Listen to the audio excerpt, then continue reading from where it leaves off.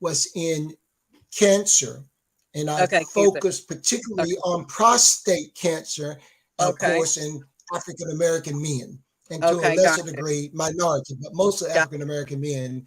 The Okay. correlates, the risk factors, the Mm-hmm. psychosocial factors are still the same. They're still the Um, same, so they haven't Black men deviated. still die at a Okay. higher rate from Okay. prostate cancer. And those psychosocial factors are still the same as they were at that time. We don't go to the doctor as often as other Mm-hmm. groups.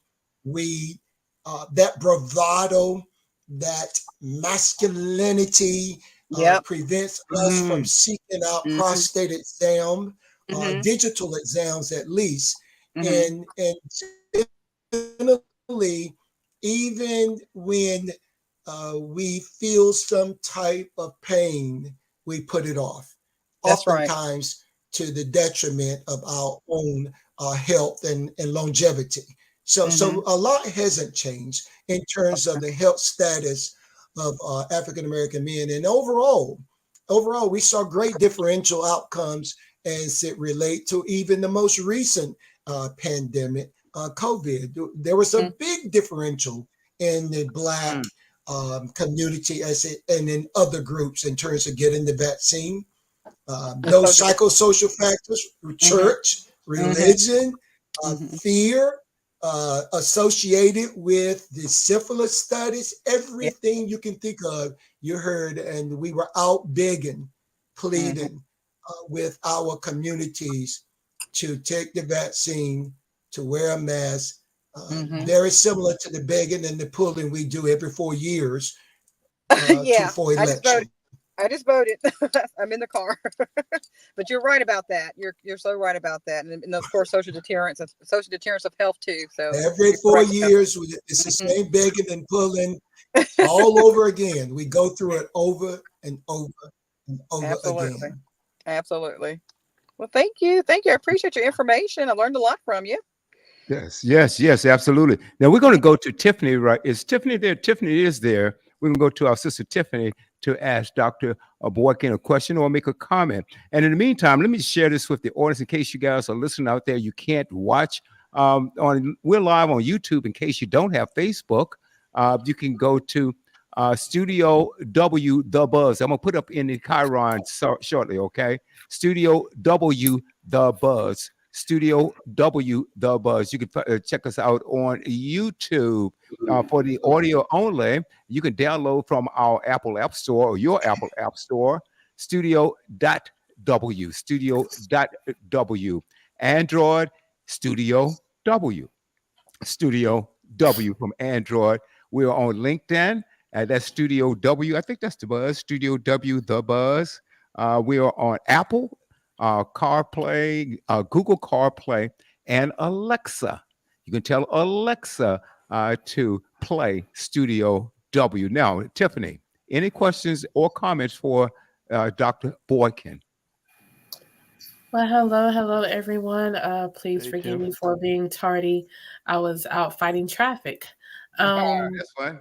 so I'm just jumping on. I'm not familiar with Mr. Dr. Boykin. Can you please enlighten me as well as to what it is that you do? Okay, you cut out there for a moment. I hope I got the gist of what you were asking. Okay, I am a retired Black man. So, what I'm speaking about as far as it relates to my career, that's over because I'm not going to work full time for anyone else again. That's not going to happen. But working for me, let me just tell you, in the last 7 days, I have spent 7 to 12 hours each day volunteering as the Democratic Party at the election booth.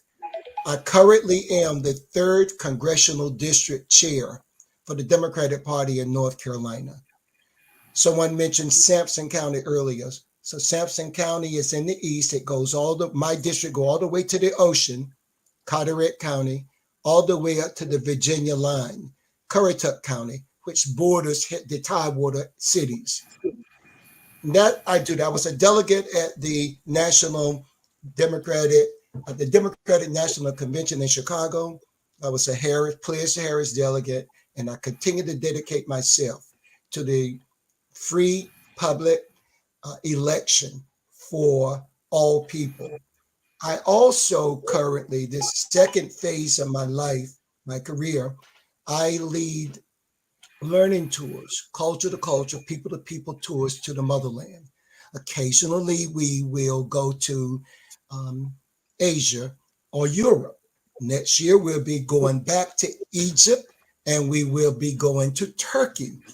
2 weeks ago, I spent 3 weeks in Turkey, Bulgaria, as well as Romania, because I check out the sites and I see the connection to the culture of African American in those countries. And then I decide whether or not these are places that African Americans can learn and better their own lives and livelihood.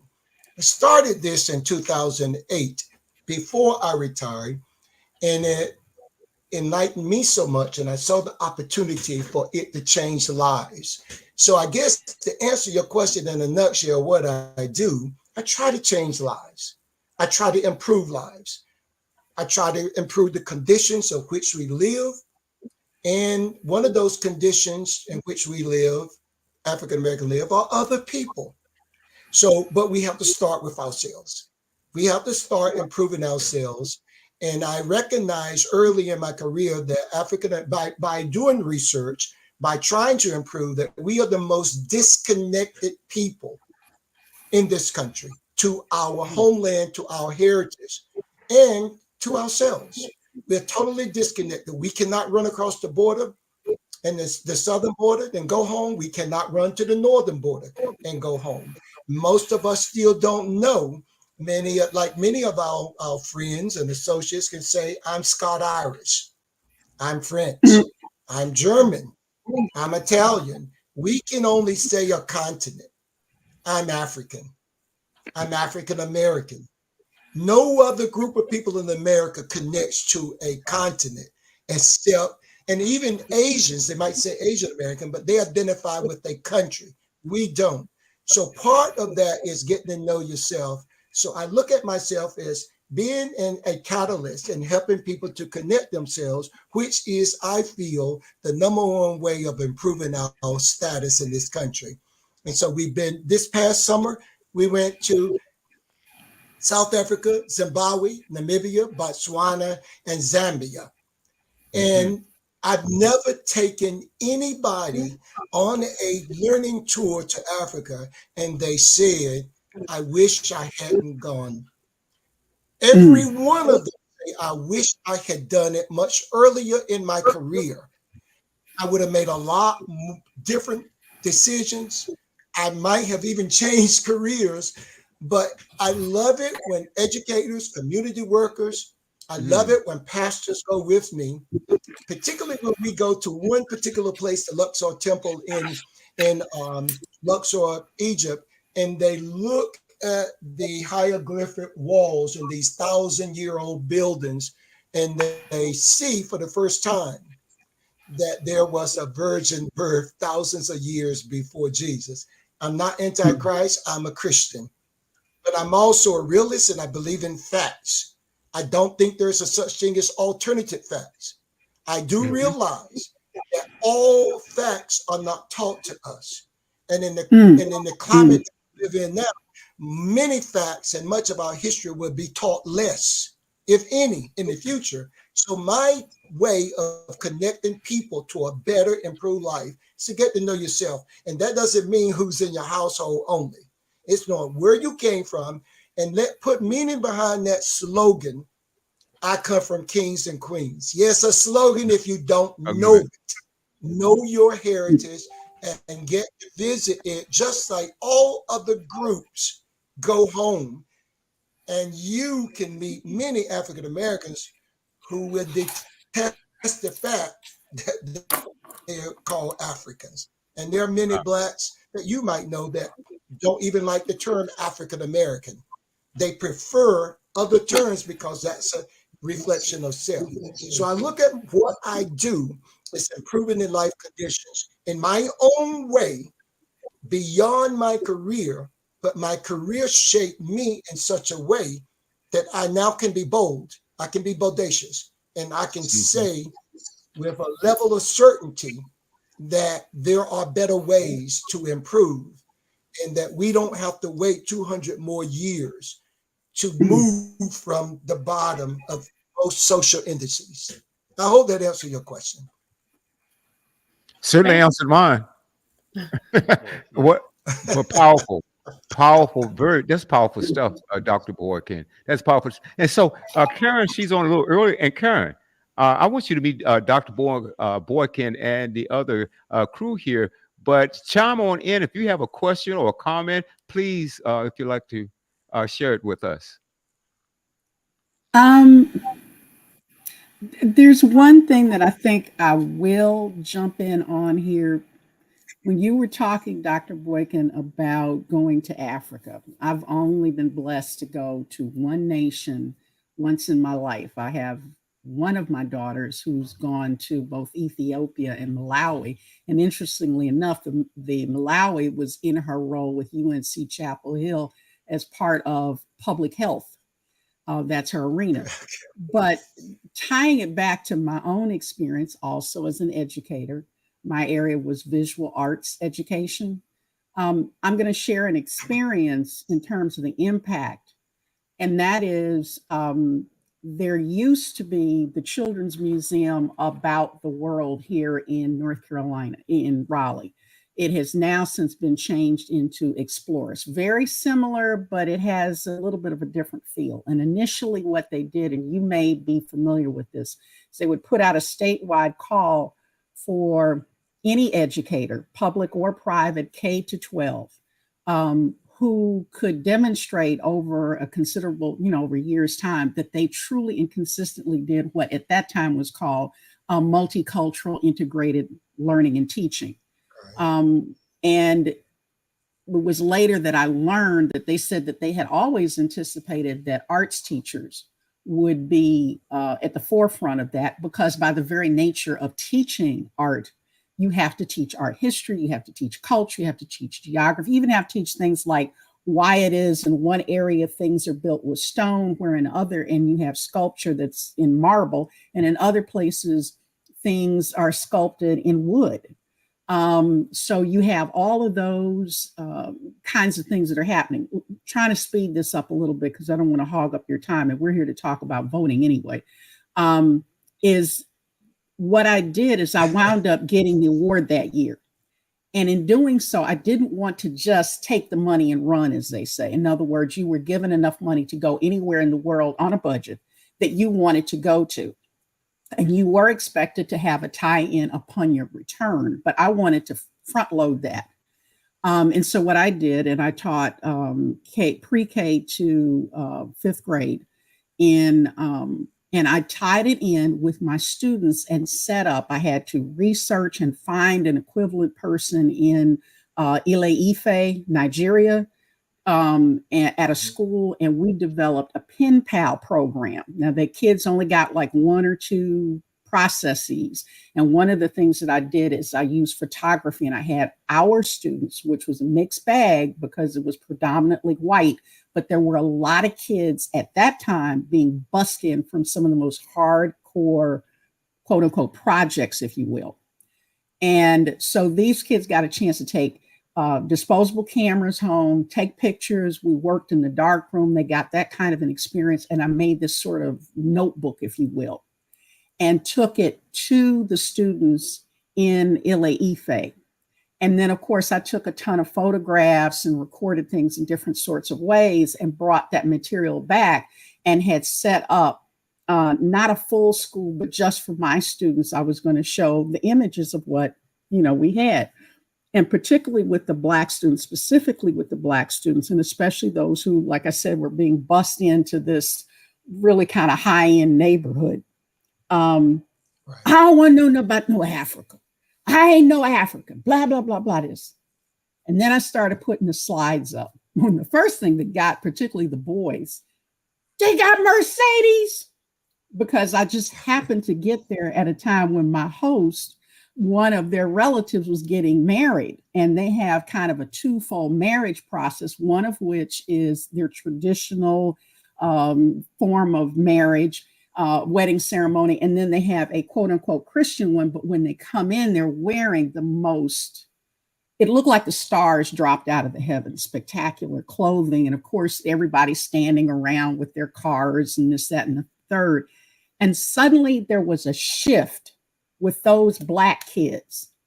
And as a friend of mine told me when I found out I was being assigned to this particular school out in a white affluent suburb, and I said, but I want to work with the kids in there. He said, actually, those kids out in the suburbs are going to need you more, because when those Black kids get shipped out there, nobody's going to want to be bothered with them. They're not going to see anybody that looks like them, and nobody's going to support them. And so that experience of being able to show to them those photographic images of things that I took had a profound effect. And much like you said, it's a rare bird, I would only imagine, that would say, oh, I've gone to Africa, gone this, that, and the other, and it don't mean beans. No. Once they have a chance, particularly when you show them contemporary life, what's going on right now, and they can think in terms of, oh, they've got cars, they've got office buildings. And yes, they do have these other things that are part of their traditions. I walked into somebody's living room and they had one of the Noak heads, which is like, I'm looking at this in history books, art history books, and go, oh my God. And then I'm looking at this person like, yeah, it's just like a flower vase. You know, it's huge. It's profoundly changing. So I'm just piggybacking off on what you said. And I do appreciate many of the threads of what you're saying about how there's something, regardless of what titles or job prospects are, there's a spirit of service. There's a spirit of, we have a bigger notion. And I mean, everybody here on this call and the people who are, you know, chiming in, have this sense of, it's not just me in this world. Like Kamala's mother said, what, you think you fell out of a coconut tree? You're not by yourself. Right. You're part of a group collective. So I will, as they say, yield the floor and allow other folks to continue their conversation. Thank you for that, Dr. Keys. Well, she, like I said, she doesn't like me call her Dr. Keys. So Karen, thank you for that. Dr. Boykin, that goes back to, you just mentioned, well, you mentioned earlier in the broadcast that you spent several hours out there at the polls as a volunteer, which you don't have to do, but you're putting in the work. You're on the ground there, you're working and you're educating.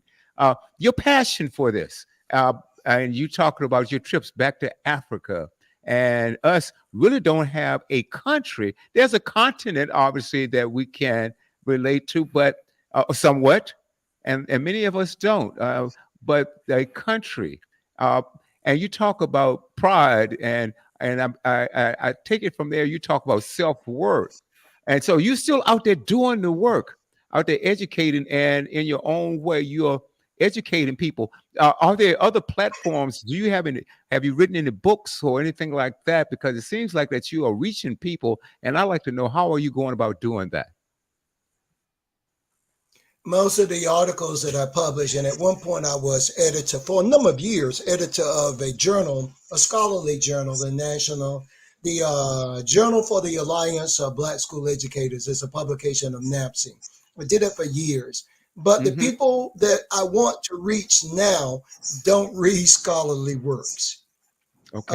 The professional read scholarly works. So I have to respond that no, I don't have any writings that I think will reach the audience that I really want to reach, which is now everybody.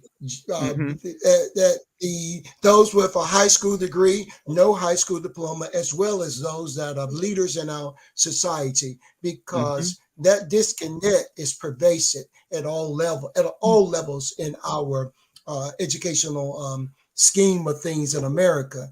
But that is something I hear everywhere I go.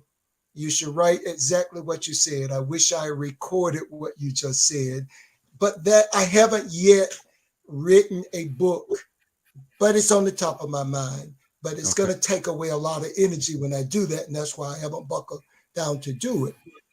But dedicating myself to whatever I say is real important.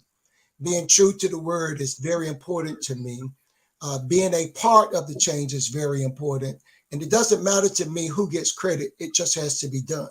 And that always begins with us, no matter what. It got to be done.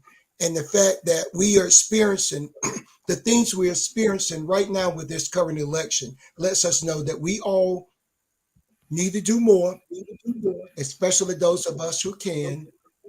And we also have to accept the fact that in all of our progress that those of us on this call and many of our associates have made, we have failed the two generations that have come after us. Mm. Because if many of our people who are younger than we are say that they don't need to vote Democrat, Wow. they don't understand why they shouldn't support the other candidate, and will boldly tell you they're supporting the other candidate, can't give you a reason why, they divert to the reason why not they're voting for the Democratic candidate, and they don't understand what going back to means. They have no clue Teach what that. it means, because we did that. We gave them everything. I can remember whenever I was a young professional, many of my friends said, no, I don't want my children to ever eat chitlins or collards or just an idea of what they didn't want, because we ate so many growing up and I don't want my children. Not understanding that it was those foods, those activities, that environment that made you and us what we are. Mm. And I don't have this answer. You sit down and make someone eat something they don't want, but it's the teaching behind that that make people understand what it was like, where we came from. Many of our generations below us have no idea. They'll never know if curriculums are now dictated what they teach. They'll never know if they have to read because they were raised clicking. And that's, I think research say if anything's longer than 30 seconds, they have no attention span. I've done experiments, talk about being a researcher many times. And I actually in my mind, I will ask a question, we'll have a conversation. It could be questions they ask me, but I'm giving an explanation, but I'm timing it. Either on the phone in front of me or a watch. I'm timing it.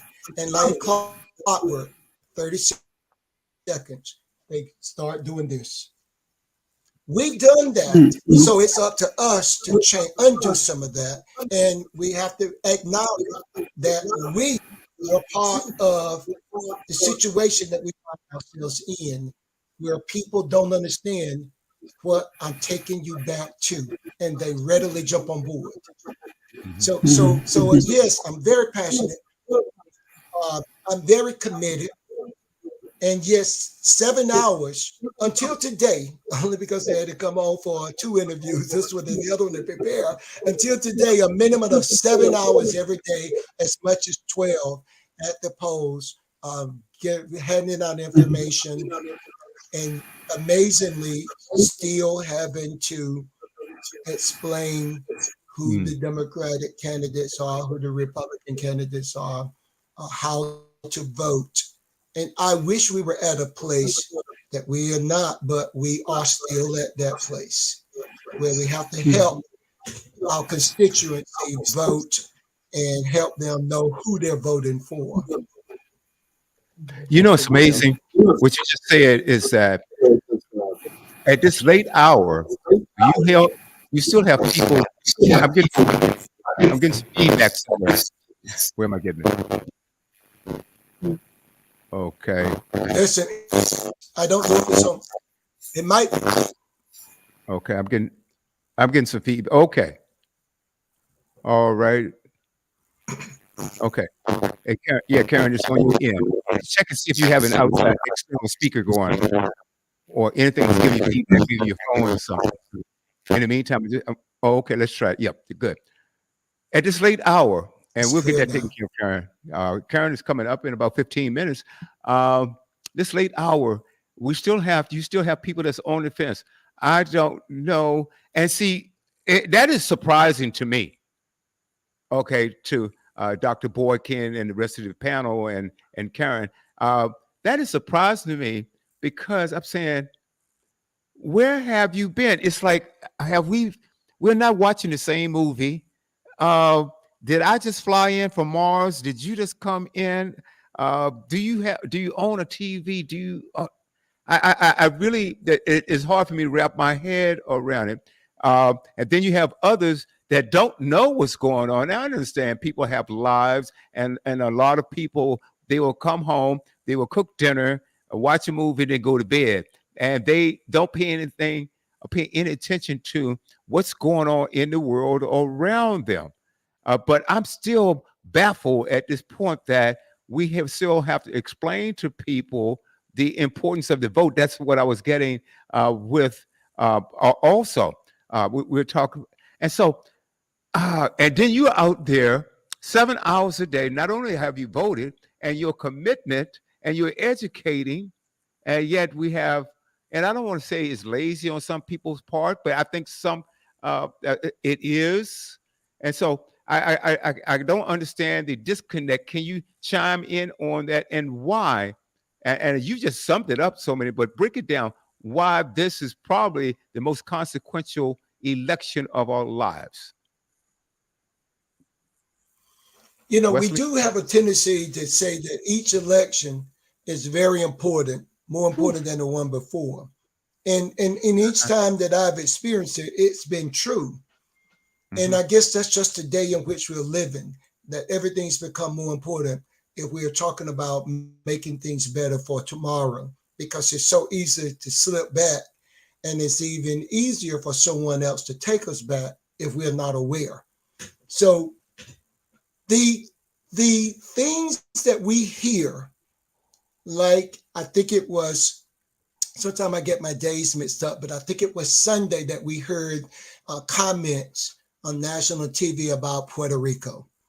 The things we hear about whole groups of people sending all the Muslims back to Africa, the thugs and hoodlums, send them back to Mexico. The things that we hear, even if you were to go back 40, 50 years ago, we didn't hear those things by those people who are at the highest level of politics in our country, supported by folks who are stars and want your money at the movies or your endorsement by watching them on TV, boosting ratings. We are hearing things now that we never heard before.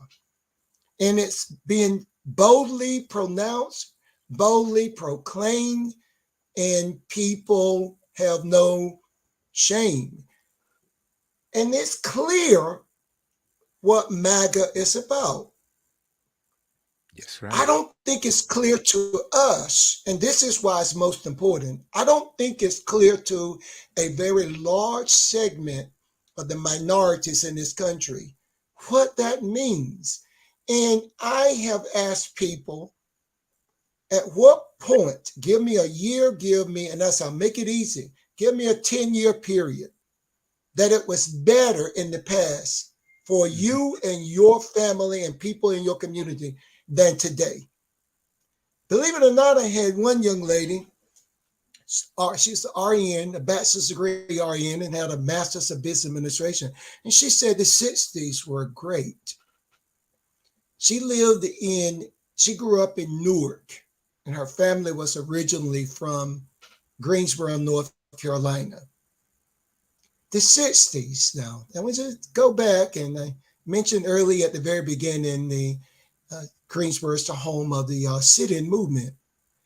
And you cite that picture, Martin Luther King, John F. Kennedy, Robert Kennedy. We know what the 60s held. And I asked her before I commented, why do you think the 60s? She said families were closer then. I said, okay, let's go back to the 60s. You certainly wouldn't have been able to go to get your MBA at Rutgers. Right. Your family was running away from Greensboro to go to Newark.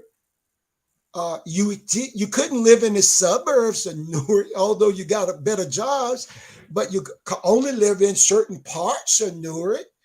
There are places where you live now, you couldn't live there. And you probably had to have fried chicken in a paper bag the whole trip up from North Carolina to Newark. And every time you went back, you won't fly in. You were at the best you could do was Greyhound. I don't think, and I cite this example because this was a learned person. And she was unaware, or I should say, she hadn't given it the level of thought that such a demand of make America great again means. And if our learned people aren't given that level of thought, or should I say refuse, and as you explained, they might be too busy with their jobs and to think about it. If you are less learned, which the majority of minorities are, it's a dangerous place to be. That you are now in positions of decisions and people don't know and we can't guide them. That's what makes it so critical, more so than the other ones. And we always say the elections are more important today than ever before. But that's where we are now. And that's frightening because we are not as aware in the midst of the best technology that we've ever had, but we are not using it to improve here. And it certainly can't trickle down to here if we don't get it here. And that's where we are. So it becomes our jobs. It becomes the jobs of our leaders. And when leaders don't care, now maybe they do care because they got you exactly where I want to, that you're going to do what I tell you to do, as opposed to think about what is best for you. That's why it's critical to me. And I do wish we get to a point where we don't have to beg, stream, and pull folks, but we do now. And even in our churches of war, our houses of worship, they don't take the same role today as they did in that period called the 60s. All the meetings and the leadership came from within. Now they are elsewhere. Wow. You know, it's like they're leaving a roadmap. I'm looking at some of the comments. Melody, the true history of this country has not been shared generations to generations. It has over the decades become, let's see, that was not, okay, not now, conversation for 2 minutes. Okay, I'm missing something here. Information has not been shared. This thing, and the seeds are being planted around us every day. And I think we really need to pay attention to it, Dr. Boykin. And I know that you're on top of it, and we're trying to get that information out. Some people are apathetic. Some, oh, well, you know, what has it done? What is it going to do for me? And I want to go back, and a lot of blacks criticize President Obama. And I don't share in those criticisms because you have to understand the dynamic there. Because when he got elected, he was elected 2008, Mitch McConnell said, we're going to veto or turn down anything that this man wants to pass, even if it's in the best interest of the country. That goes to tell you the lengths that they will go to keep us uneducated. And someone had mentioned something, is it, I don't want to mispronounce her name. Is it Neasia? I'm not sure how to Neasia Frey consultant. Naisha. Okay, Naisha. Okay. Eliminate Department of Education's use. It used to be illegal for blacks to learn how to read and write. We all know that, or most people do, but I don't think that the younger ones do. when they talk about critical race theory, which is not even taught in an elementary and not even in high school. It's a special class, in college, and depends on your on your degree or on your major, rather. So there's a lot of tricks, Dr. Boykins, that's been played on us, and a lot of us aren't educated or even up on it. Let's see. Now, Isha also, 1978 Alien and Sedition Act, Make America great again. Make America great again. Well, matter of fact, remember I saw the other guy, the other candidate. I'm reluctant to even call his name. Mentioned something about let's go back to 1978. I think in one of his speeches a few days ago, the rhetoric, and there are dog whistles now that have become bullhorns. Dr. Boykin, I want you to share this with us. And how is it that anyone could vote for this other guy, given the language? The other night, just look at what happened at that rally. When you talk about Puerto Rico being a floating pile of garbage out there, and this was accepted, and there were so many vulgar things. When has vulgarity, Dr. Boykin, I want you to address this. When has vulgarity been acceptable, especially if you're talking about the highest office of the land? Aren't you supposed to have some character? Okay. Shouldn't there be some sophistication there?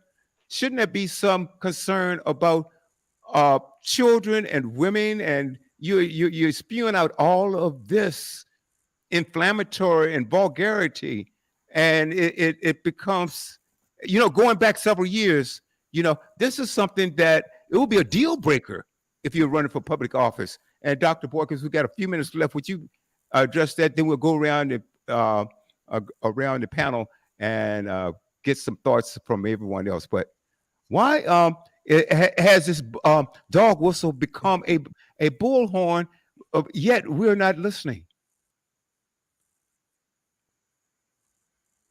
Dr. I can't explain any. Can you hear me? I can. I can hear you. Hello?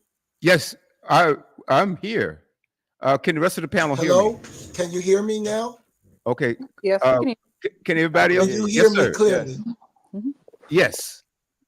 Okay. Yes, Dr. Boykin.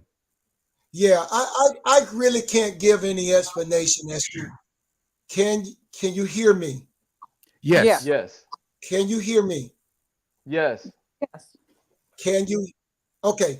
I can't give any explanation as to why he is who he is.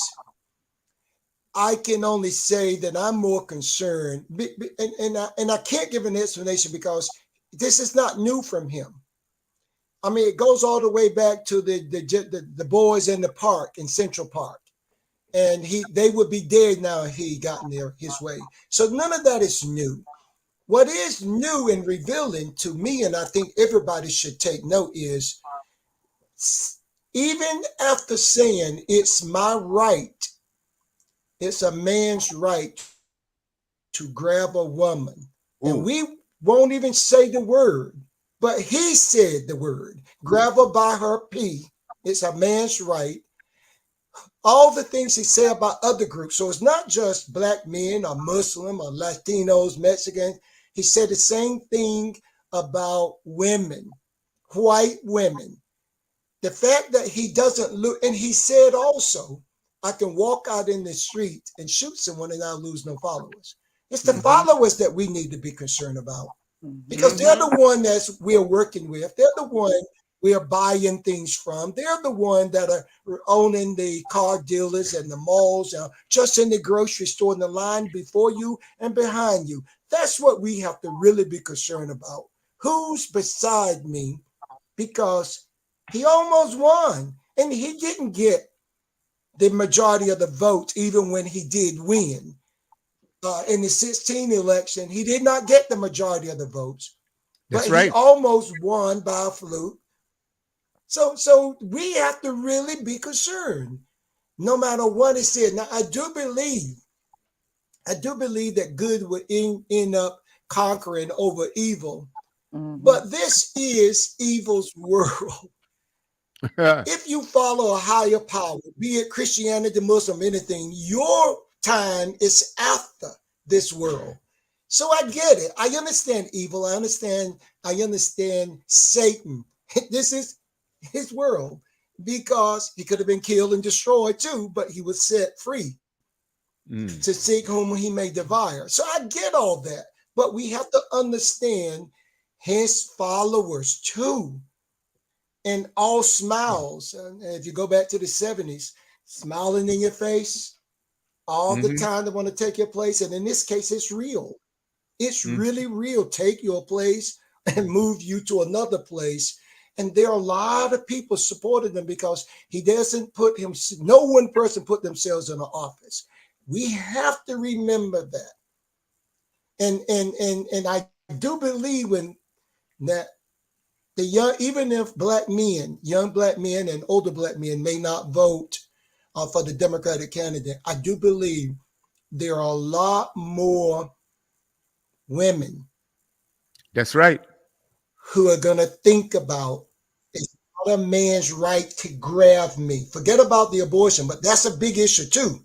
But a man has a right to grab a woman by her pee. We all heard it. That's right. And when it was first stated in the first election, his first election, there were Republicans all over this country denouncing it. But 2 weeks later, the election, they had changed their tone. That's right. That's right. So we have to be careful about not just helping our own to move up, but we got to remember somebody is beside me in the grocery line, in the car, parked next to me. Somebody's voting because one vote himself and family won't put him in office. Somebody voted. That's right. That's right. Wow. Dr. Boykin, thank you so much. Wow. If you want to hang around. And if people don't remember that statement. Yes. Now, can you hear me, Dr. Boykin? Yes, I can. Okay, great. Well, yes. We're going to bring on Dr. Keys right now, or Karen. We're going to bring on Karen right now. Hang around, if you will, as long as you can. In respect for your time, I said that, you're going to be on for about an hour, but hang around as long as you can. We'd love to have your input. And now I want to introduce to the panel, Karen Keys, okay, PhD. And I saw Karen's bio, and I was really moved by it. And the way it was written like a mini novel. However, I thought it'd be best if she shared with us what she had sent to me earlier. Karen? Okay, your mic is muted.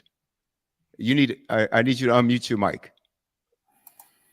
There we go. There you are. Anybody getting feedback? No, I think we're doing good. We're doing well. Okay. Thank you. All right. Thank you, Dr. Boykin.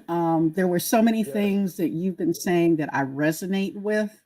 And just for truth in advertising, I guess is one way of saying it. Naisha Frey is my daughter, and she has actually been very helpful with providing me with some resources and even technical skills, because she uses the same platform for her own social media outwork. But she's done some work around voting. And today she went and did her early voting with her 11-year-old daughter. So we're pumped. And I'm glad to see a couple of my Cleveland, Ohio peeps in the house. Melody, she has always been my stalwart and has words of wisdom. That's a woman y'all need to listen to. So I'm glad to see that. I'm glad to see Rox on here and a bunch of other folks. So, but Boykin, there were a lot of things that I really resonated with what you had to say. I wrote a bio, and the reason I wrote it the way that I did is because my understanding is that we're here to talk about voting, and to talk about voting I'm much more oriented to what are our steps that we need to do, as opposed to, and I'm not opposed to, because trust and believe, I can truly get into the weeds when it comes to theory, when it comes to where does this originally come from? What's the cause of this? And I don't know this brother from Adam's House Cat. It's probably going to appear backwards. But speaking to some of the things about when did this ever happen before, this brother, Steve Phillips, has written a book called How We Win the Civil War. And this Black man posts something that I strongly, strongly have felt with the emergence of the most recent iteration of the Republican efforts to take dominating control over our political system vis-a-vis 45. So what he posts and talks about is a reminder that we need to think about the Civil War never really, in a way, was truly stopped. And if you go back to when debates were occurring on the floor of Congress, and I beg, you're going to have to look at my gray hair. No, I don't remember a lot of stuff. But there were two senators who were in a heated debate about the pros and cons of the approaching Civil War and the whole issue around slavery. And anybody that tells you it's about states' rights, the reminder is the state right to do what? To hold slaves. And one of the senators proceeded in his rage on the floor of the Senate, U.S. Congress, to beat his colleague to the point the man almost died. So this stuff has always been here.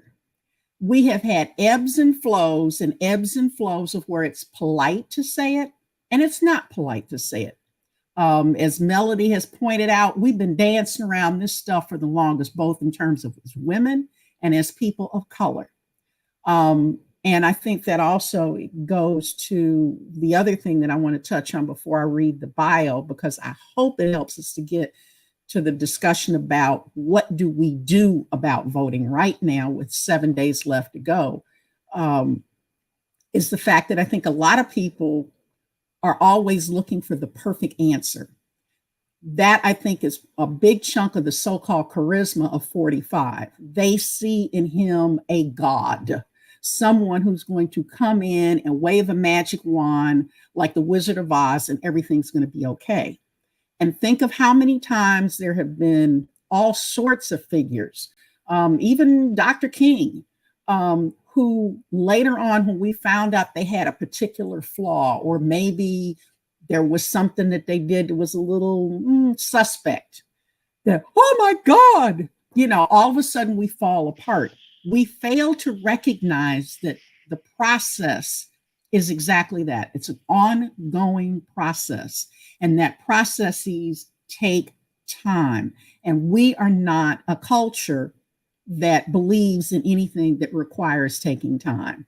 So, and that's just a little bit of it in terms of my thinking. But like you, I'm really focused on, and have been, and I have to admit at this point, I'm pretty doggone exhausted because I've been out here literally canvassing since April, being a precinct chair, doing volunteer work with the Wake County Democratic Party to onboard other volunteers. I probably onboarded over 100 plus people to become volunteers in the county and things of that nature.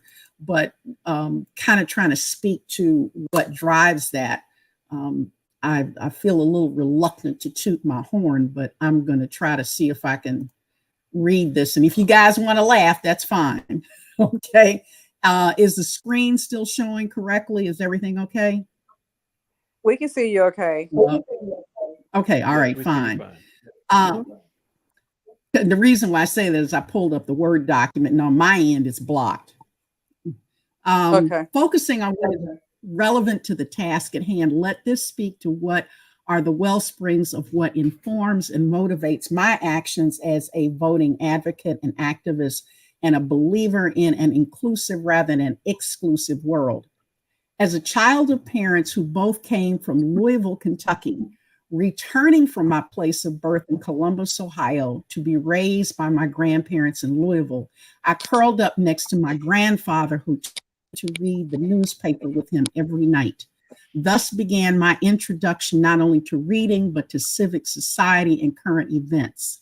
At other times, my so-called bedtime stories were reading illustrated history comic books or random selections from World Book Encyclopedia with my grandmother.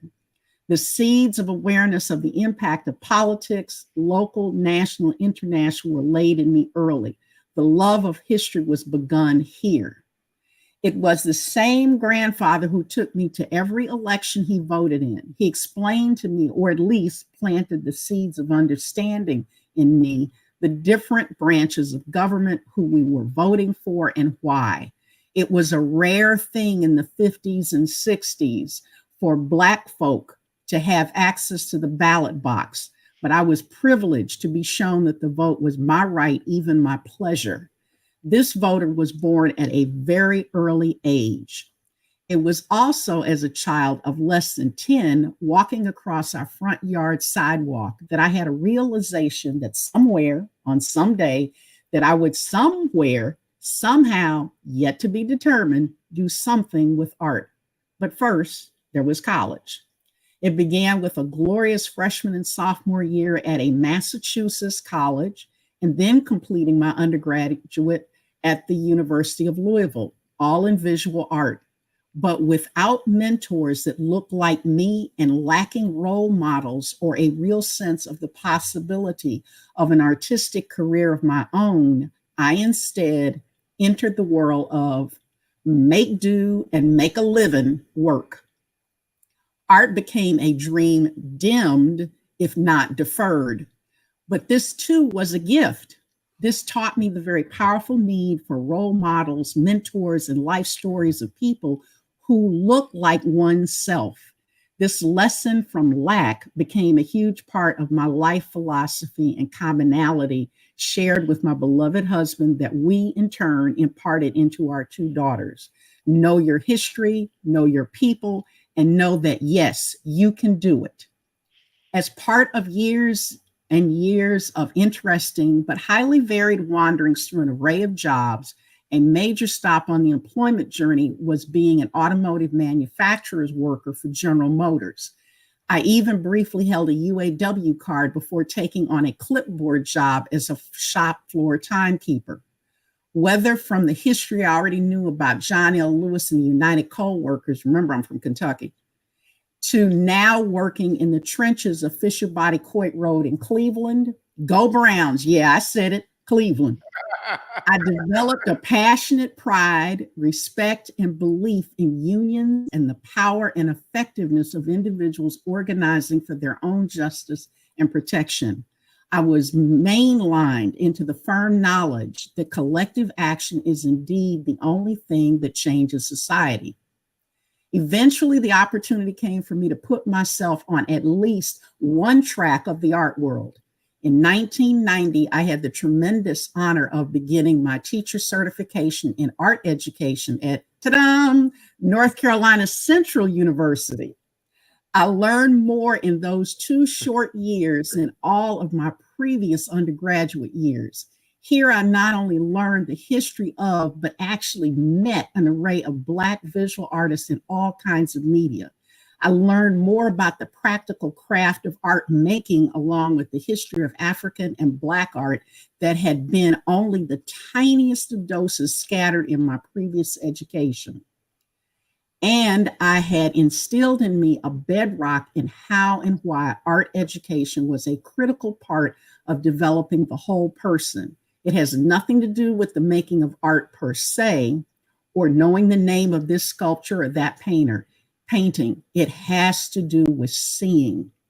On the door of my later classroom, I kept a poster, unavoidable to all who entered, that said, "Sight is a faculty. Seeing is an art." Seeing things from different perspectives, sitting with something long enough to let it, whatever the it is, reveal itself to you, being clear about what you can see, but also aware that there are things that you cannot.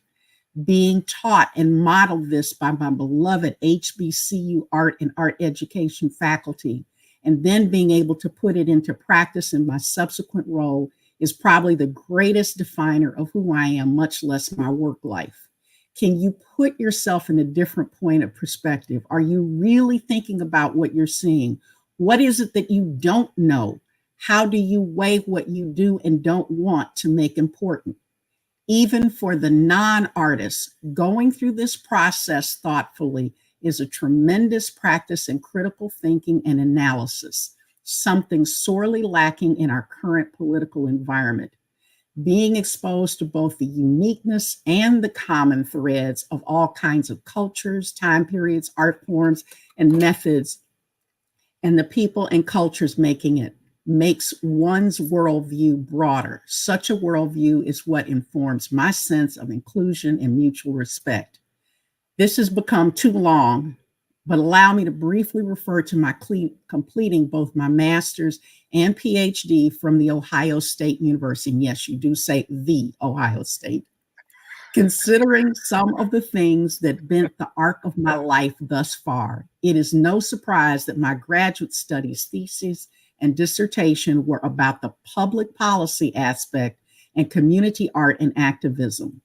Following the completion of graduate school, I worked as an administrator in the art education department of the Cleveland, Ohio public school system. Here was where I really was bathed and baptized in the machinations of bureaucracy, public policy, and education maze of regulations and restrictions, funding, and structural labyrinths writ large. Here is where I truly got to know a small portion of how politics works and how impactful it is on all aspects of our lives. Even when I left to become part of the inaugural team that opened a nonprofit that included an arts program for high school students, all of this took me further in understanding how our engagement in daily political life is imperative. But this engagement is one that we as people in general and Black folk in particular are not just ill-informed, but worse, taught and conditioned to accept the lie that we are powerless. Again, this is far too long. I apologize. But I wanted to give some notion of what brings me to the place of voter activism, informed by my own engagements going back to such thing as the October 1969 Boston National Moratorium against the Vietnam War demonstration in Boston that I attended as a college sophomore. And even before that, at my own Massachusetts college, fighting against racial violence against Black male students. It's not the degrees and the job titles, the advisory boards, focus groups, or board memberships. It is what was developed and learned along the way. That is the real story to tell, the real biography. Wow. Amen. Wow. Sorry. No, don't That's apologize. okay. Please don't apologize. I really didn't realize how long that was until I got there. It's like, oh, my throat's getting dry. No. As a matter of fact, I got a question. Is that the synopsis to your book? No. I'm teasing. It should be. Let me tell you what makes me proud. What makes me proud when I meet people like you and Dr. Boykin, because that tells us, and it reminds me so much. Those of you that are maybe a little mature enough to remember the civil rights movement. That's where we got involved. We wanted to and needed to be included. Okay, because if you look at it, this country wouldn't be what it is right now without Black people. Okay, and other so-called minorities. I refuse. And this is something Dr. Boykins, Dr. Keys, something I refuse all my life. I will not accept anyone calling me or me saying that, yep, I'm a minority. And look at the psychology behind that, folks. They know what they're saying when they say that. Yeah, you're a minority. No, I'm not. What does minority mean? That means that I'm less than. Okay. I'm second string. You first string. This is what you're trying to tell me. Okay, that's what they're trying to tell us. And it's something that you said also, Karen, and that is that we've been conditioned to accept that we are Exactly right. powerless. That is right. We have been conditioned, Dr. Boykin, to accept that we are inferior as a people. But those like us on this panel and more, we know that's not true. We know that's an indoctrination. We know that's a lie. So no, don't apologize for anything, Karen. Uh, your activism goes way, way back. You talk about your grandparents and reading, and I think that's something that we need to do more of with our young people. We need to start educating our children when they come out, before they get out of the crib.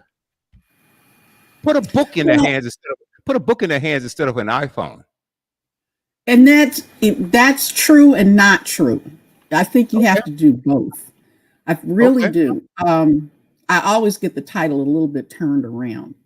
Um, Daughters of the Dust, some of y'all helped me out. The movie that was made probably about 10, 15 years ago, in which probably 20 years by now. And it was about a community of Gullah Geechee people who were making the decision to leave their island. And what was her name? Dash. The director was Dash, was her last name. Saw her at the Carolina Theater in Durham when she gave a talk about it. And in one of the key scenes, as the family was finally starting to depart because a couple of folks were staying, was where the matriarch of the family, who chose to stay on the island, she handed to what would be the next leader person in the family, another female, a Bible, but she also had a gree bag. And she gave them both. And the woman asked her, says, "Why are you giving me?" She said, "You're going to need both."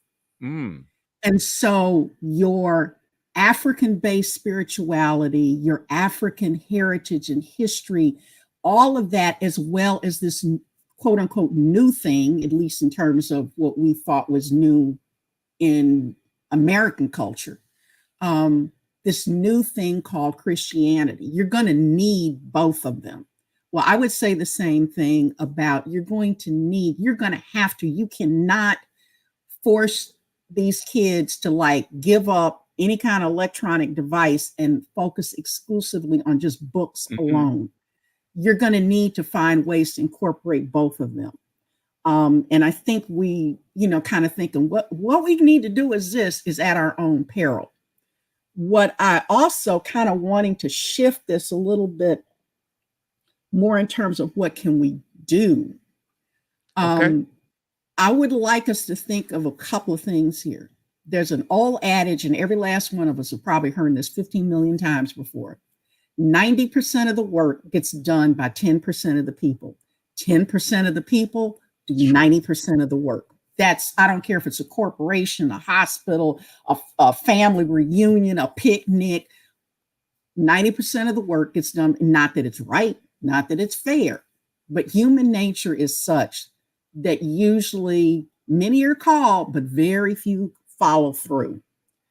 With that said, what I'd like us to kind of take a deep breath, and believe me, I am not nobody's Pollyanna, not by any stretch, and begin to think in terms of there are tons of folk who are not being accounted for either at all or effectively in terms of this quote unquote polling. And the polling, what is that? It's basically a tool to keep us distraught and in a panic mentality.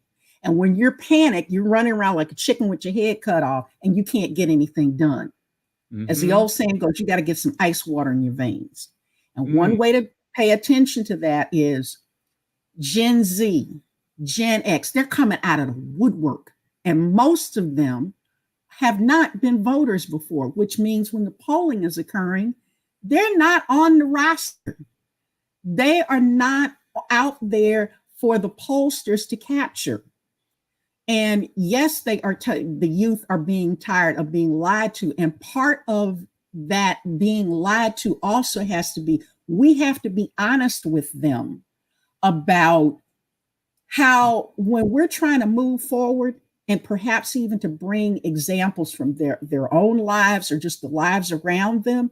There is nothing on the face of this earth that is perfect. There is nothing on the face of this earth that's going to happen just greasy smooth. And if it does, there's going to be something bumpy and rough down at the end of it. And so getting folk to have a more realistic grasp of here's the work that has to be done.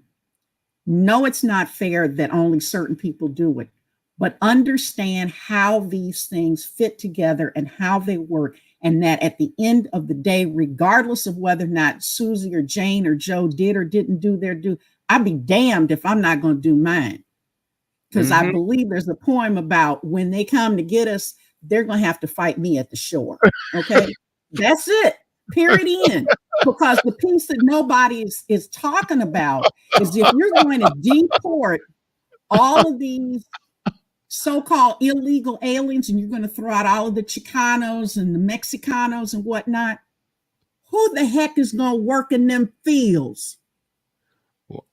Picking all of them pears and grapes and everything else. They ain't saying it. And and I'm not saying afraid, like we're terrified, but we have to be wise about what we're talking about because we don't need to give any more voice about anything else because we know that they're thinking it. And we've got to also understand 45 is not new.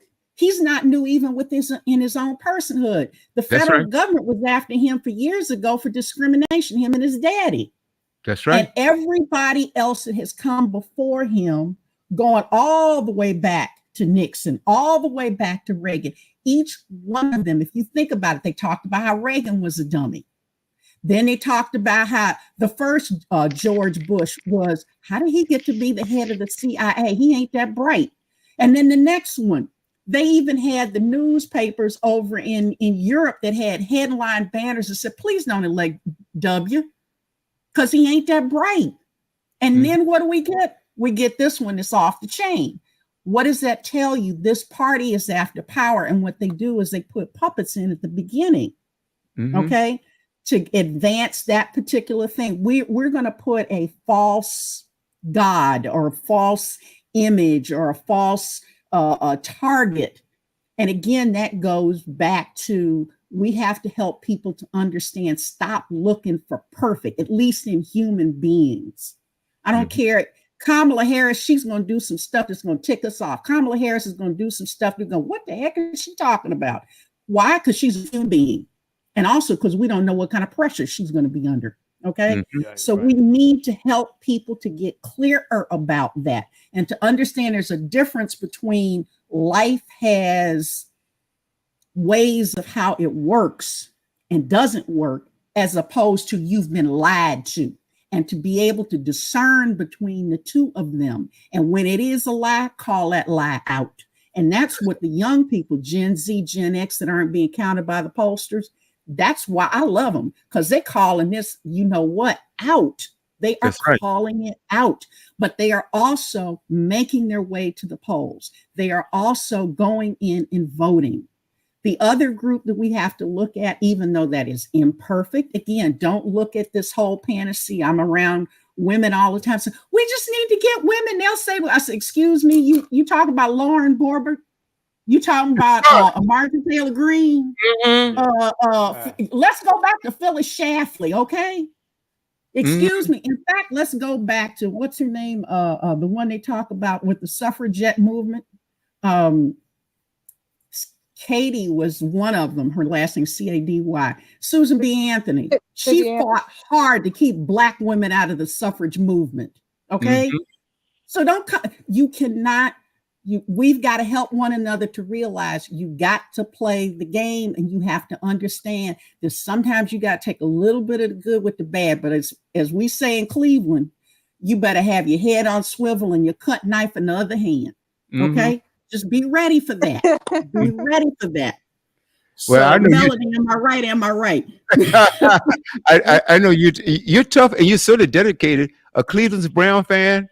Boy, Cleveland Brown, you know, they're some of the most dedicated fans in the world. So that tells me a lot about your character.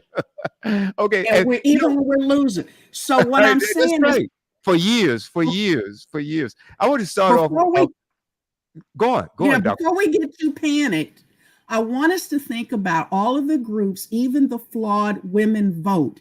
There's still a huge, substantial number of women who are coming out to vote that either didn't vote or just followed what their spouse or their father told. I'll give you an example. I was doing poll greeting, Thursday night. So I'm out there doing me and a couple other people, we're doing our poll greeting stint. And as always, we say, thank you for coming out to vote. Would you be interested in our list of endorsed Democratic candidates? And it's look, I'm 74 and these guys look like they're 174. And they're coming up and he's hobbling on a cane. I hobble on a cane too. I'm getting my knee replaced at the end of November. And so they come up and we said, how you doing? Oh, y'all look so cute. And they did. And so we said, would you be interested in a list of the endorsed Democratic candidates? Husband said, I'm a Republican.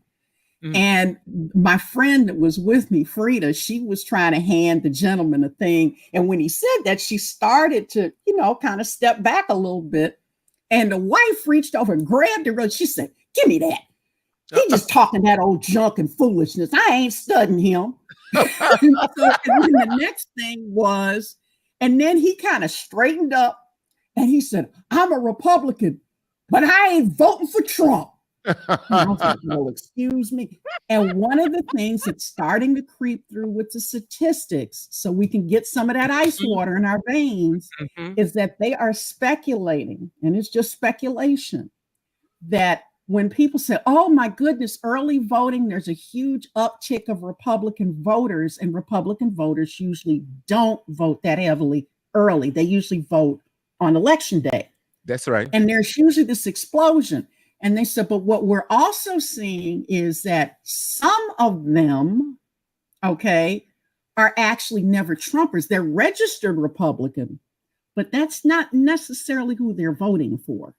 That's and the only thing that concerns me with that, and Dr. Boykin, you can speak to this, is people paying attention to down ballot. Pay attention to down ballot.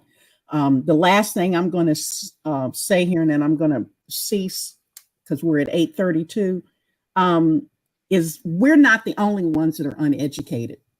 Okay. If you look at the primary profile of the foot soldiers, who are really pushing, who are the brown shirts, the troops on the ground, the overwhelming majority of them are individuals who oftentimes don't even have a high school education. And unfortunately, sometimes they can be even more ignorant than we are, because at least in our own community, if you think about it, you got what we refer to some buck wild daughter, a buck wild grandson. He don't half listen, she don't half listen. But there's an aunt, an uncle, a cousin, a brother who said, boy, girl, sit down. I tried to tell you we didn't do this, or back in the day we did this. Now the kids going, yeah, I don't want to hear, but they're hearing it. Whereas that kid who's living around the corner, in that very white community, but is very challenged financially and educationally, they don't get the benefit of even that little nugget going into the head, which means their level of uneducation is even deeper. It's even more profound. So we've got to understand that why is there such piss poor education? Why do they want to destroy the Department of Education? Is when you have ignorant people, you can control them. And in that old song about 16 tons, what do you get? And one of the verses in there specifically talks about, my mind is weak, but my back is strong. And that's what they want. They want weak minds and a whole lot of strong back. And our Hispanic brothers and sisters and shipping them out, who you think gonna pick that stuff in the field? It ain't gonna be me. Oh, wow. I'm out here doing my bit. That's right. I'm out here doing my bit. A couple of things that you said, and I want to toss it over to Brother Wesley, Dr. Boykin. Something that our sister said, Dr. Keys said, and she's talking about, do not, and I'm paraphrasing, Karen, don't panic over the polls. And I have a question about that too, because There are several polls, and they're all over the place, all over the map. And I have a question: Who are they polling? Because if I go into a certain demographic, and the majority of the people are voting one way, and they've done it historically, and they are dead set in their ways, I'm going to get a certain poll. But if I took a wider demographic, which was more inclusive, I'm going to get another poll. So I have to go along with you, Karen, is that do not panic over the polls, because I catch myself. I said, how in the world could this race be that close? Okay, how could it be that close? And also, I was it Melody that says something about down ballot is important. So a couple of things, Dr. Boykins, question, comment, or whatever, those two things there. The polling, how much emphasis should we put on the polls and the importance of that down ballot? Yeah. First of all, the polls is a research technique. It's research, and it is a science, and they're good at it. Polling is good, but we got to remember the polls failed us royally in 2016, and they worked pretty good in 20.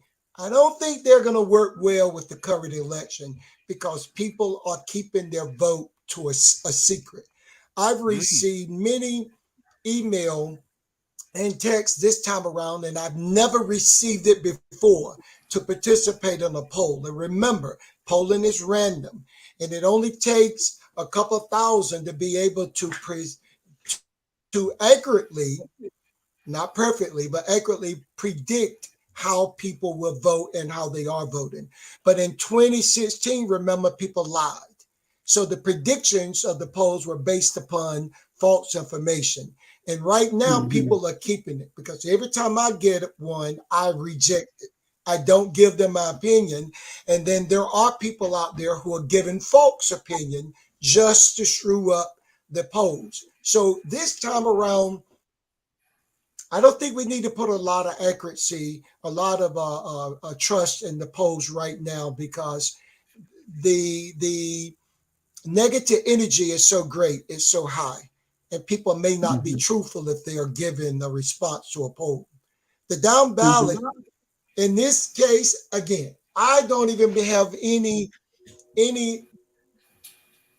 I don't have any notions in how the down ballot will work this time around, especially in a state like North Carolina. We have a governor who's at the top of a candidate running for governor at the top of the ballot. He's a black man, and he is, in my opinion, and in the opinion of many political posters, his opinion is his outlook for the future for black people and minorities and women is worse than the orange man ever was. But this is a black man. Exactly. He's Exactly. Literally. He's on the ticket for the Republican candidate. But he's so divided the constituents of the Republican Party that I can't trust anybody saying I'm going to vote for a straight ticket. I don't believe what he factually has done and said that people are going to vote for him and then check every Republican on that ballot. I just can't believe that the level of hate and evil is that high. So down ballot is unpredictable in certain situations. I can say this, in the state of North Carolina, there are about 7.8 million registered voters.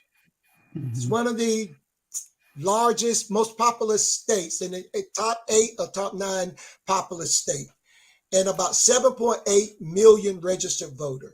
As of today, 3.2 of those people have voted early. And we just heard that generally Republicans vote on election day. They don't vote early. This is why they fought so hard not to get it and to make it difficult in many places. So we got a turnout that's unlike no other. So it's hard to try to say I'm gonna rely on a poll. It's even more difficult for the pollsters who, again, the science behind it, these are researchers.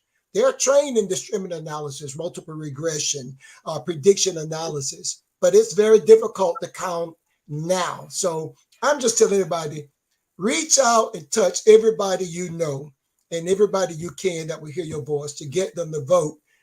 And then we are going to be equally surprised at the results, or happy or sad with the results. Okay, I'm Karen. not paying any attention to the posters this time.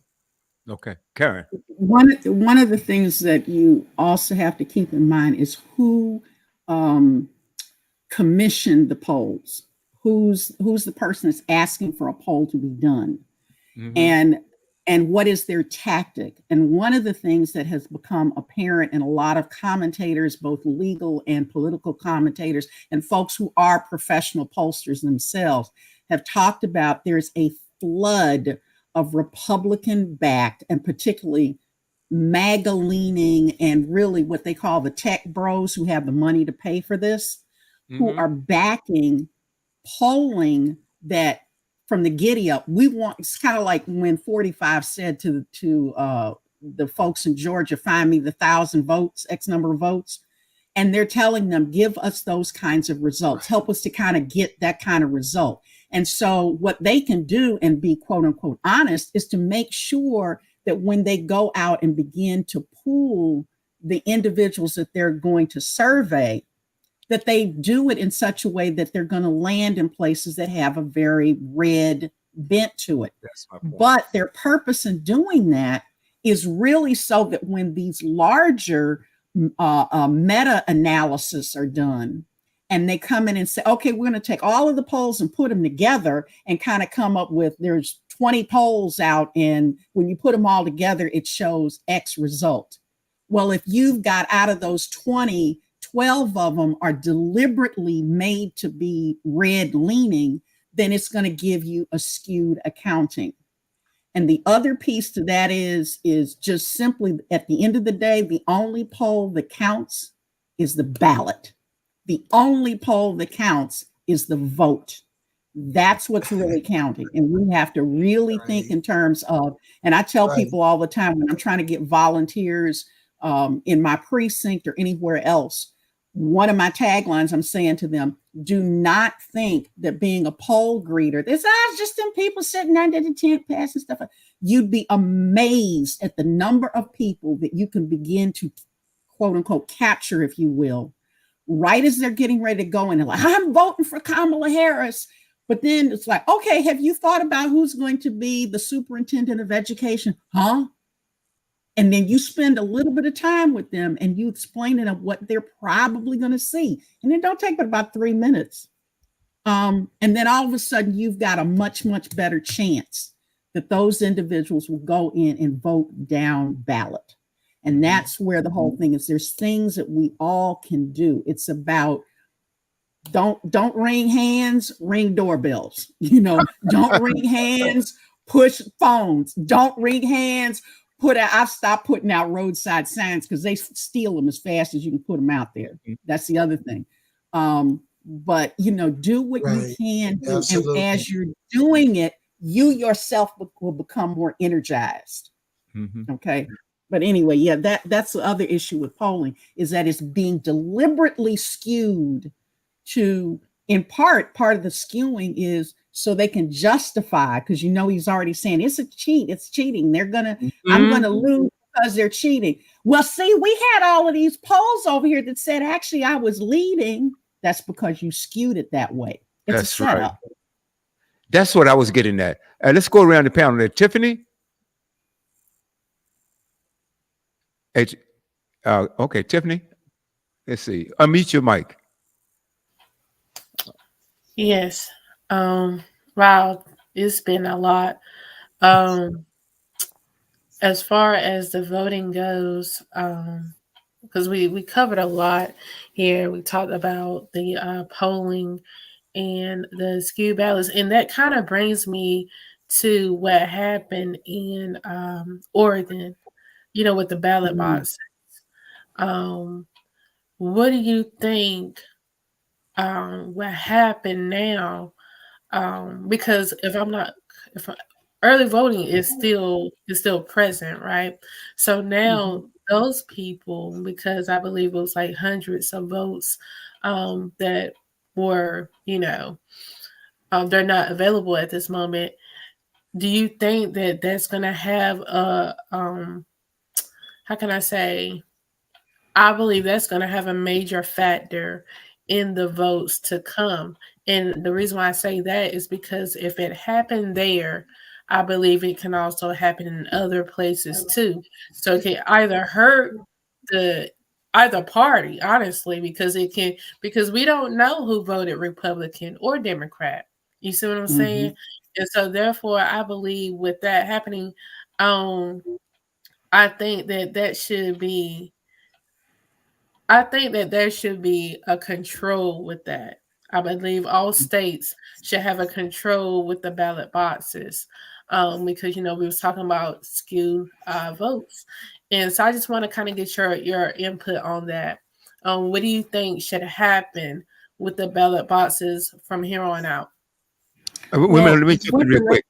Let me ask the question: are you talking about the time where a couple of ballot boxes have been set on fire or they've been stolen?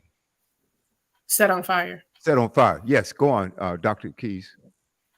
well, the reporting already is that multiple things are already in place. First of all, I forget which one it is because it was the state of Oregon and the state of Washington. It's right on the state line, like Portland and the other two cities are very close to each other. And they already have a person that's a person of interest that they have identified because there was a camera that identified the car. The other thing is in one of the states, their ballot boxes have a fire suppressant in it. And in that particular ballot box, they say it was only one or two ballots that was destroyed and that their Board of Elections is already reaching out to people. The Department of Justice has also, and the FBI is also placing armed security around many of the ballot boxes. The other ballot box did, in fact, have a fire suppressant already in it. However, it malfunctioned or something like that, which could very well just be, luck of the draw.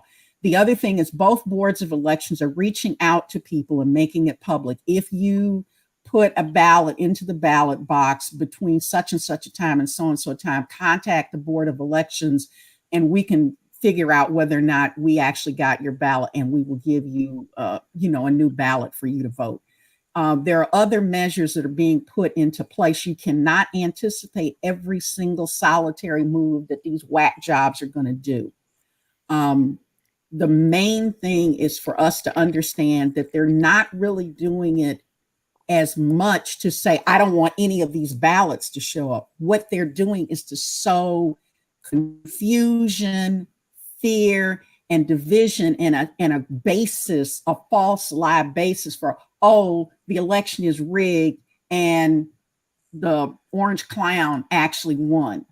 But the incidents, I don't believe, are going to be as big as they are. Homeland Security is being involved. Some of this kind of even makes me a little nervous, but right now you got to do what you got to do. Homeland Security, Department of Justice, FBI, state bureaus of investigations have been put on high alert. And some of it is kind of frightening, but at the same time, you got to do what you got to do. So I think the swiftness with which they responded to the state of Washington and the state of Oregon cases kind of informs a little bit about they're anticipating shenanigans. Again, nobody can know with precise accuracy who's going to do what thing on what day, but they have things in place to try to mitigate it as quickly as possible. And that's the piece that oftentimes people need to hear and to begin to understand so that we don't become frightened. Because when you get frightened, oftentimes people give up. I ain't no sense in me voting because they're going to blow the thing up. Well, Right. figure out a different way to vote. Instead of doing mail-in, if it's still available in your state, then go to the actual polling location. If you're fearful of a drop box, go to the actual Board of Elections itself. Okay, whatever that case may be. But that's what it's really about. But there are steps that are in place right now. I do Great have a question. question. I'm sorry to kind of piggyback off of that. How come we don't vote online? Mm, good question. Now, you know, there are some I think countries security reasons. that do, and to your point, in this day and age, no, for me, I would still want, for example, what we do in North Carolina with the long cardboardy kind of paper thing, and you pencil in and it goes into a machine. Um, on the one hand, the online voting seems like it would be efficient. I want to say it's one of the Nordic countries where they vote online. People can do it right on their phone. But perhaps they have better security, maybe because they're not. See, the US is a huge target, even with all of the crap that we do and all of the crap that we put out. We're still the big dog on the planet at this particular moment. So we're a big target. Everybody's coming at us. Whereas, like, and I'm not saying this to disparage Scandinavia or Norway or Sweden or Finland, but they're not that big of a dog. So they're probably not going to get the kinds of attacks on their security system. Plus, let's be honest, they probably got that together. Okay. Mm-hmm. We don't. Mm-hmm. So we're a bigger target and we don't have our together. That's So right. at this point, no. I And think it would be also too maybe big of a security risk. the level of corruption in those Yeah, and places that's aren't as that's high as well. precisely the case. Yeah. Go on, Wesley. Boykin? Boykin. Yeah, Dr. Boykin. that's precisely the case. And we're yeah. I hope you can hear me. We're We not can. only a big dog, we're extremely diverse. Right. Extremely diverse. You look at the Nordic states, you look at most Asian countries, you get off the plane, everybody look alike, so to speak. But we are very diverse, and in that diversity comes all these other emotional characteristics that define our population, and they are not all positive, which lead to the things. And it's interesting that things like this happen in Oregon because they're basically a mail-in state. Before I returned to North Carolina a few years ago, I was in Utah, 100% mail-in vote. And it's been that way for 10, 12 years or more now. But the point is that they do it and they do it right, and they have a very, very small margin of error. And in the United States, overall, for all this diversity and all this target on our back, we have very few fraud in our election system. I don't think that will ever work right now on a total electronic system for the very reasons she just explained. With just too many factors. And most people I know don't even want to, that's not a true statement, not most. A lot of people I know won't even venture on Facebook or online banking or online anything for fear it might be hacked. So That's when right. you're talking about a country with 300 million people, of which about 300 will be voting, 250 will be voting, is too much of a big risk now to sit with all the flaws we got in online, our internet, to go voting. But there would be people who would jump at the opportunity, especially those that are in the network of hackers and scammers. Big Like time. a 12-year-old kid, a 12-year-old hacker. Yeah, very Yep, much somebody so. Yeah, that's 12 years 12-year-olds old and hacking also us. those people that invite the Chinese to get into our system, that invite the Russians to interfere with our voters. There would be millionaires and billionaires loving it too, because they're the Oh, ones that absolutely. finance those Absolutely. non-12-year-olds that don't get caught. They would never get caught. Right. The 12-year-old. The 12-year-olds will get caught. Well, okay. Oh, you think so? Okay. Okay. I see what you're saying because they got the money to back them up. I got it. I see what you're saying. Yeah. Right. I get what you're Yeah, saying. the 12-year-olds will be caught overnight. Okay. And the parents go to jail for that. Okay. I see what you're saying. Okay. Clayton? Yeah. Yes, yes. Thank you, Dr. Boykin and Dr. Karen. You have been very enlightening. I want to go back just a little bit, if you guys got a minute. Dr. Boykin, he touched on a lot of things about, first and foremost, we don't realize who we are as a people. Mm. And that's one of the things that really resonated with me because the fact is, I don't like being called black. Okay. We lost who we were a long time ago because they decided to call us everything they wanted to call us, and we accepted it. We are a culture of complacency and just accepting things that they have thrown at us. They've called us everything under the sun from colored to black to nigger to Negro, African American, and we still don't know who we are. And I think that really impacts on our younger people. So there's a lot of who we are and what shall we do and what are we here to protect. Now, you all talked about this being one of the most um, impactful elections that we ever had to deal with. And I do believe that because it's going to come down to how much we are willing to accept and how much we are really willing to protect. Because we have a lot at stake right now. Okay, from Roe versus Wade to women's rights to where we're going to be able to go to use the bathroom next. So Mm-mm. we as a people, first and foremost, need to know who we are, how important we are, and how we're going to protect that right and get back to being a culture of proud people and somebody that's out there that makes a difference. Because right now, I don't think that the right really respect us as a people. That's why they are so adamant about calling us all kinds of names under the sun, and they don't care anymore.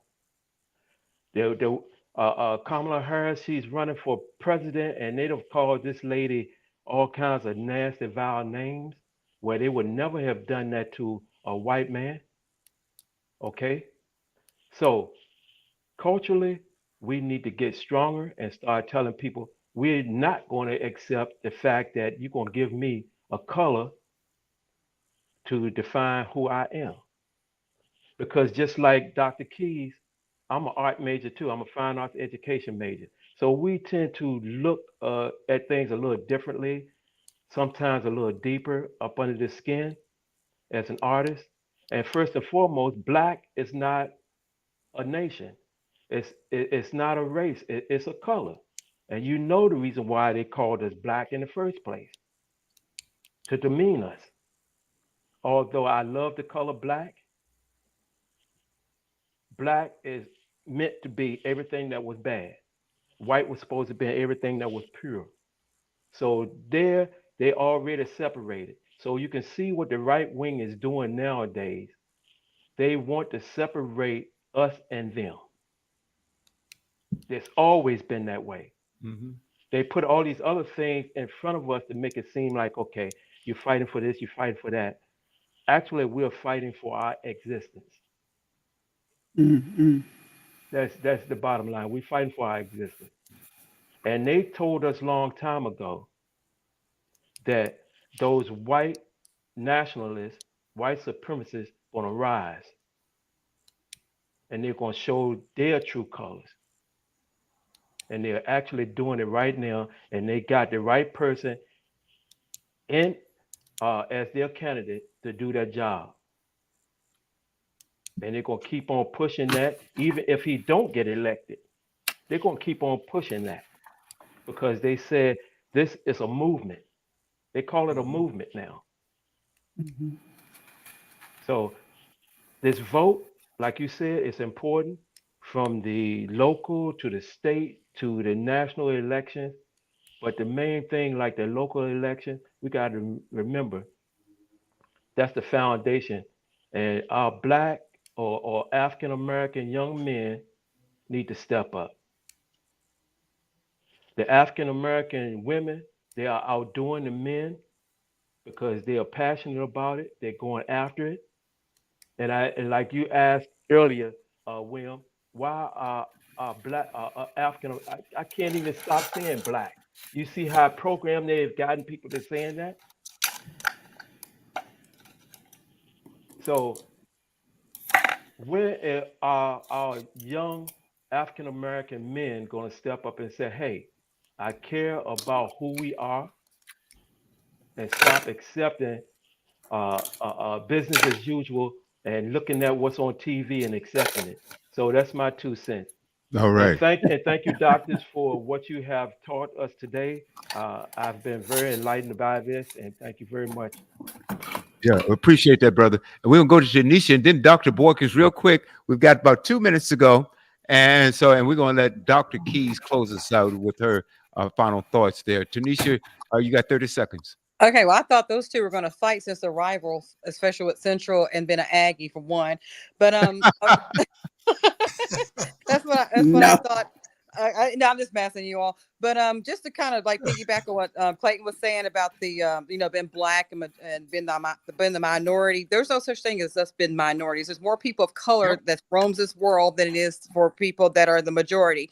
And I come from a multicultural grandmother who was very, very light white skin, meaning that she identified herself as being a white woman. And she used to say to me that you all are not the minorities. Basically, it really wasn't something they were talking about, but she said there was more people of color than it is that are actually that look like her per se. So I know that that's kind of a sensitive topic when it comes to me, when it comes to people saying, oh, you're the minority. There's no such thing. We are the majority. And there's no such thing as being black. Black is basically when it comes to pigmentation and the DNA and genetics, when it comes to our skin tone and our the pigmentation of our skin, it's basically been dark brown that may appear to be black, and it's based off the variations of being brown. Even white people are considered to be brown, just a variation of the color. I've been watching my little Netflix series that tells you about the variations of the different type of pigmentations and the genetics and the chromatin, all that stuff like that. But that's my 30 seconds. I just want to make it kind of quick. And I'm glad we didn't have a fist fight with you two. And you No way. get me some wine. I'm just joking. The wine, and I appreciate your advocacy, and I appreciate your daughter with the comment she made Yes. about Martin Luther King and about a lot of people in the churches and stuff like that. We're not on the bandwagon with Martin Luther King until afterwards. And Nomisha, I think it's Nomisha, but I'm just saying my 30 seconds real quick. Is that quick enough, right? Is that 30, All right, 35? that's very good. Okay, I all just right. want to say, You good. Okay. that's very good. I want to say, with Dr. Boykins and Dr. Keys, it's been an extreme pleasure having you two scholars on with us. And it's been enlightening. It's been encouraging. And I'm going to have and ask you to, at another time, I'll call you real soon and have you on some of our other platforms. We have the other talk shows on this network, and you are a value. You are both of you. I mean, I've just been excited since this program began, with your knowledge, with your dedication and your commitment to the cause. And Dr. Boykins, I'm going to go to you, and then Dr. Keys gets the final word. Dr. Boykins? I just want to say that if you want to know more about who you are, your heritage, the Global Vision Learning Center, the learning tours, and you can find us on Facebook, Global Vision Connections to Learning Tours. We depart every year the Saturday after July 4th. And next year we'll be going back to Egypt. Every year it's a different slate of countries.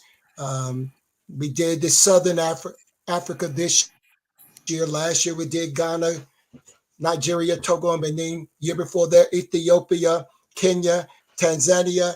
We do the whole continent, and we tie in when we can. So it's all about people to people connecting ourselves to ourselves in our homeland. And if we can just get a better grip on who we are as a community, as a people, we will be able to unify ourselves and realize that we can eliminate the concept of divide and conquer overnight. Absolutely. Dr. Keys. Thank you so much for having me here. Oh, our pleasure, Dr. Keys. Well, it was a pleasure being here. I don't know if she's still on the call or broadcast or listening. Rock, you got me into this. But thank you. I've enjoyed it. My whole thing is folks, get out here and do what you can. Thank you. Even with the remaining 7 days, really 6, because it's already like almost 9 o'clock, so polls are closed for the day. But if there's anything you think you can do, if you can even drive somebody to the polls, if you have a conversation with somebody, and even the folks that you think are like sort of poo-pooing the whole thing, you never know where it might land with them. And there could be somebody sitting around the corner just doing an ear hustle, and it might have an impact on them as well. Bottom line is, don't ring hands, ring doors. Okay. Get out there, do what you can to pull this thing off, because yes, this one for real, McCoy, is really, we are truly fighting to whether or not we're going to have a country or not, period blank. So that's all I got to say. Well, good. I want both of you, please, to come back on our network. Like I said, we have several different platforms, and this is the only one. And would you please, both of you, would you please come back, because you've been a delight, and the depth of what you do. I mean, and like I said again, I know I'm being redundant. Your dedication and commitment, it is to be talked about. It should be honored, and I'm honored to have met both of you. Thank you so much for coming on Groove Swing Speaks. Ladies and gentlemen, that's another, and I want to say exciting episode of Groove Swing Speaks. I want to thank our guests for coming on. You've enlightened all of us. You've encouraged all of us. And ladies and gentlemen, oh, by the way, this broadcast will be up on the website in its entirety, so you can share with your friends. Right now, it's on YouTube right now. That's Studio W, The Buzz. So you can share with your friends. Studio W, The Buzz. It's on Facebook and the website. Let me give you the website, because I love for you to leave a comment. That is www.studiow.buzz. StudioW.buzz or StudioW.buzz, StudioWBuzz.com. You can find us. It's on 24 hours a day, 7 days a week. Go under featured shows, and go to Groove Swing Speaks. This episode will be up in its entirety in 24 hours. Dr. Boykins, Dr. Keys, thank you. Tiffany, Tanisha, Clayton, you guys are awesome. Thank you so much. And I just have to leave you with this. Enjoy your Tuesday and get out and vote. Peace and blessings. Will do.